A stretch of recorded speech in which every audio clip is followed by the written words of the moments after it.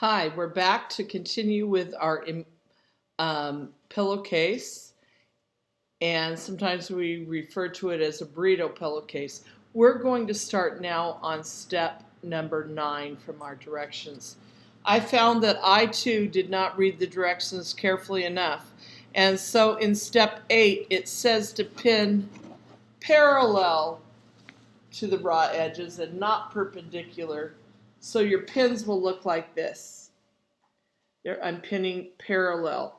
Now I am finding as I'm looking that I pinned a little further apart. I probably need a few more pins.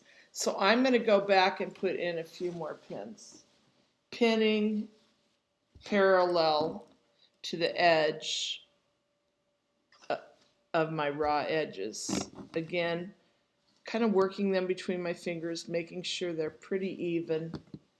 I'm going to add a few more pins. This looks pretty good. Maybe one more right here. Okay, we're going on to step number 9. Step number 9, turn up the cuff and roll the main body. So I'm going to turn this cuff up. This is very close to how my project will look when I'm done. And then I'm going to go to the bottom. It would really help if I had a larger work surface here. But I'm going to roll this up like a burrito or a taco, pretty tight. Okay. I'm rolling it up just to get it out of our way as we do the next step. But it can't be really super wide as you roll it up. Okay, I've rolled it up now to really to the top of my cuff. I am going to take my cuff and flip it back over the roll. So now it looks like this. I'm going to grab everything and turn it over. Okay? Now I am going to flip the cuff over, making a burrito around the main body. And now making all these layers even. I'm going to take my pins out and just turn them and pin parallel. And this is where I might want to use more pins, pinning about 1.5 inches, 2 inches apart. Again, I want to keep everything even. Some students were getting their pillowcases twisted, so you may want to go to the middle of your pillowcase and get those raw edges even and start in the middle and work your way out from the middle. I'll do one pin this way and then one pin this way. Again, keeping it taut and edges even. Come back here, again, pulling it so that my raw edges are even and it's tight there. It's not gapping. Come back the other way. And I'm going to keep doing this until I've reached both ends of the pillowcase. Okay.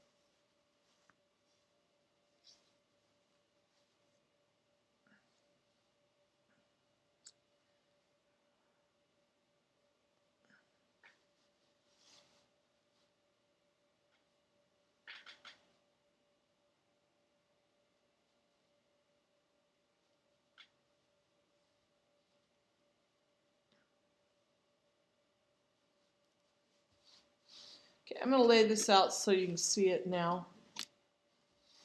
Okay. It shouldn't look twisted in any way. It should look like it's going to lay flat. Okay. And that is step number 9. Now step number 10, I'm going to need the sewing machine. I am going to sew a 1/4 inch allowance, and this is a little hard. Make sure that my needle was aligned into the center of my machine. It's a painter's tape, and I'm going to lay that on a 1/4 inch. So I'm going to pause now. If you just pause this video right here as I find some painter's tape.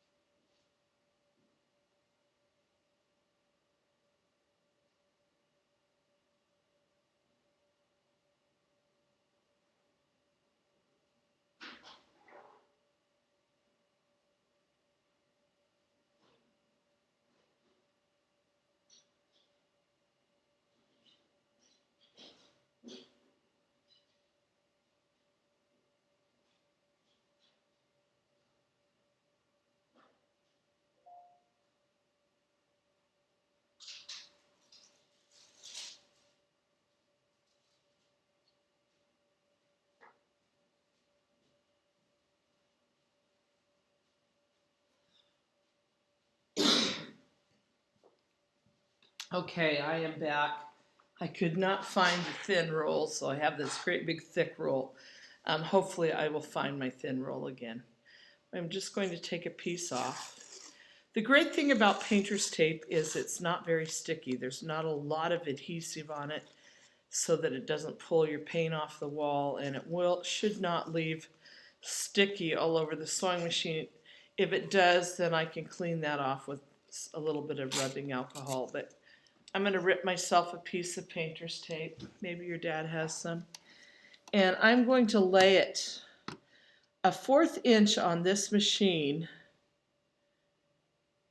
is just slightly, there's 1/4 inch.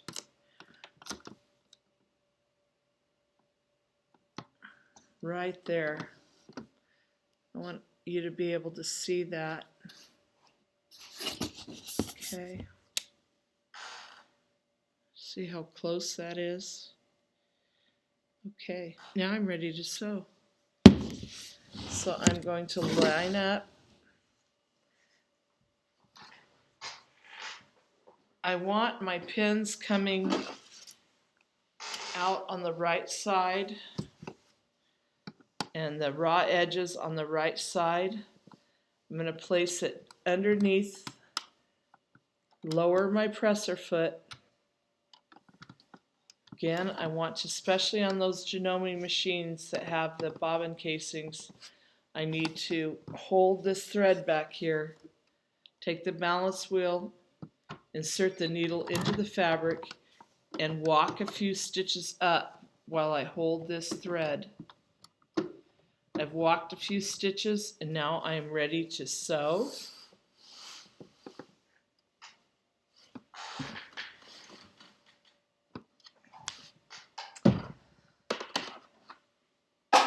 Finding the foot pedal, plugging it back in because I had unplugged it. There we go. Now I'm ready to go. Now, your machines have a backstitch button right here. Mine has it right here, so I will be using mine. I'm on the fabric, so I'm going to just begin by sewing backwards a few stitches. Now I'm going to come forwards in the same place. That is tying a knot for me. Then I'm going to keep right on sewing, keeping my fabric on the edge of my tape. Okay, I don't want to go over too much. I don't want to get too far away. This seam needs to be straight. If this seam is not straight, the cuff of your pillow will not be straight. It will not be the same width all the way around, and it will not show the right amount of that little flange as we go around. So I'm going to keep sewing, pulling out the pins as I go.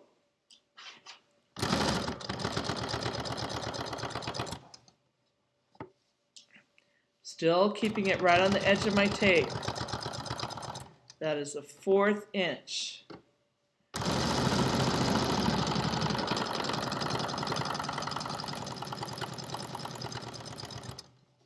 It's really important that I have this pinned well so that it doesn't slip apart as I'm sewing. Notice how I'm keeping one hand at the side and this other hand, I'm not grabbing back here and pulling this through. I'm keeping my hands here to guide it through my machine.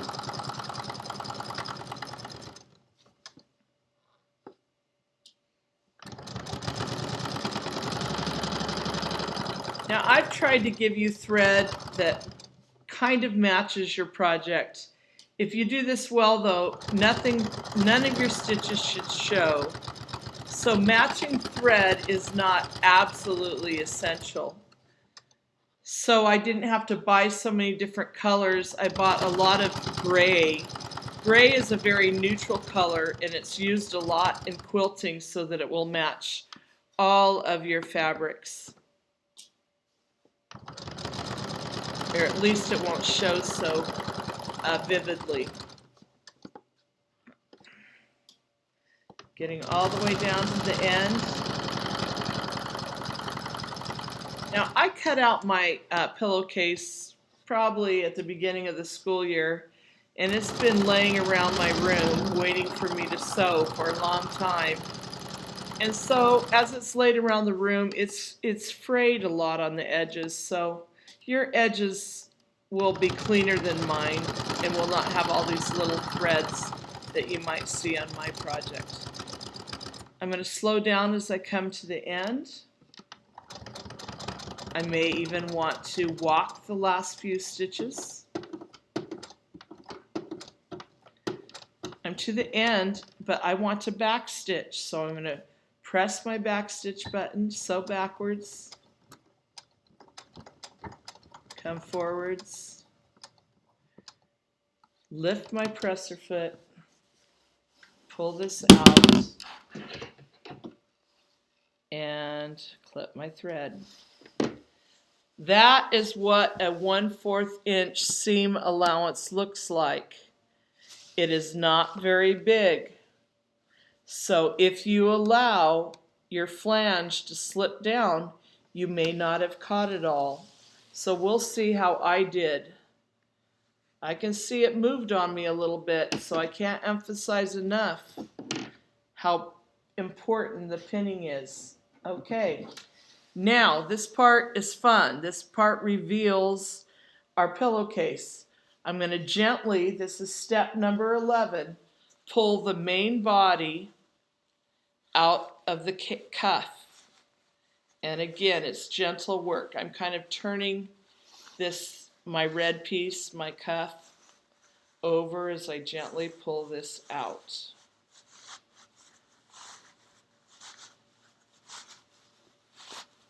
Turn this a little bit so you can see a little better. And just keep pulling here, working it out gently. Don't force anything. You have to kind of work as you go. I keep reaching in and pulling from the inside.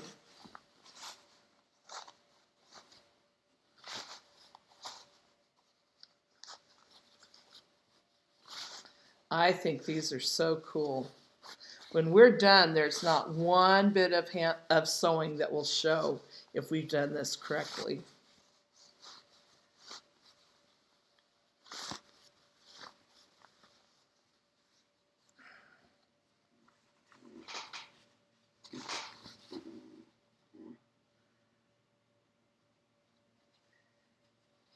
Here is my front side, and here is the back side. See how there's no stitches showing. Now, do I have a problem somewhere? Nope, it looks fine. It looks fine. Now, I do want to give it a good press. I'm going to just show you on the table because I won't be able to get the camera clear over to the iron. Let me turn this down. And as I'm pressing, I want to pull up. I can always take, see, I didn't have clean edges. I can cut off those little threads that are going to show.